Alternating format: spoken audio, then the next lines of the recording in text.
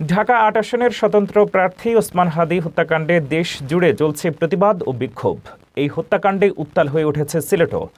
দায় কার? এই প্রশ্নে এখন ঘুরপাক খাচ্ছে জনমনে। বিস্তারিত জানাচ্ছেন সিলেট প্রতিনিধি লতিফ রহমান উজ্জ্বল।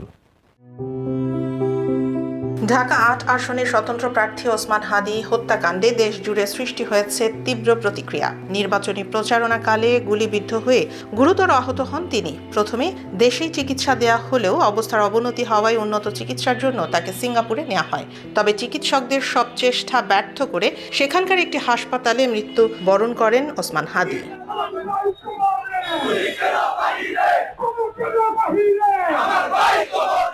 এই হত্যাকাণ্ডকে কেন্দ্র করে দেশ জুড়ে ছড়িয়ে পড়েছে আতঙ্ক ও ক্ষোভ। রাজধানীর পাশাপাশি সিলেটেও শুরু হয় প্রতিবাদ ও বিক্ষোভ কর্মসূচি।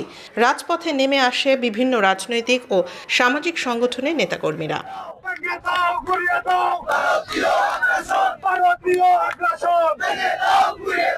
সিলেটের বিভিন্ন এলাকায় বৈষম্য বিরোধী আন্দোলন, এনসিপি, ছাত্র শিবির সহ একাধিক সংগঠন বিক্ষোভ মিছিল ও অবস্থান কর্মসূচি পালন করে। বিক্ষোভকারীদের অভিযোগ, নির্বাচনী পরিবেশ নিরাপদ রাখতে সরকার সম্পূর্ণ ব্যর্থ হয়েছে।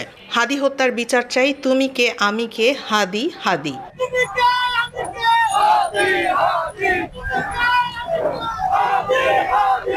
এই স্লোগানে মুখরিত হয়ে উঠে আসে সিলেট কেন্দ্রীয় শহীদ মিনার ও আশেপাশের এলাকা।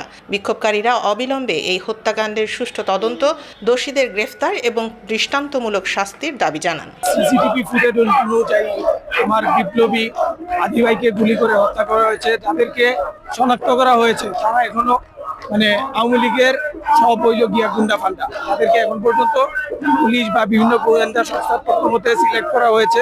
ওসমান হাদী হত্যাকাণ্ড শুধু একজন প্রার্থীর মৃত্যু নয়, এটি দেশের চলমান নির্বাচনী পরিবেশ ও নিরাপত্তা ব্যবস্থার ওপর বড় প্রশ্নচিহ্ন তৈরি করেছে।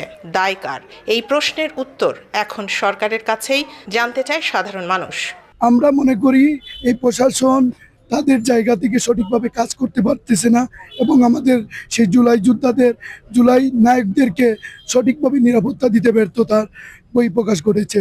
আপনারা দেখেছেন যারা স্টেক হোল্ডার ছিল এই আন্দোলনের, যেমন আমাদের ওসমান হাদী, যিনি কোনো দলের নয়, স্বতন্ত্র প্রার্থী হিসাবে তিনি ঢাকা ৮ আসন থেকে প্রতিদ্বন্দ্বী নির্বাচন করতে চাচ্ছেন। সেই আলোকে আপনি দেখেন একটা হাদীর উপর যদি এভাবে আক্রমণ হয়, কোনো জুলাই স্টেক হোল্ডার, এরকম প্রত্যেকটা স্টেক হোল্ডারদেরকে কিন্তু টার্গেট করা হচ্ছে। এই ঘটনায় তদন্ত ও দায়ীদের বিষয়ে সরকারিভাবে কী সিদ্ধান্ত আসে সেদিকেই তাকিয়ে রয়েছে দেশবাসী।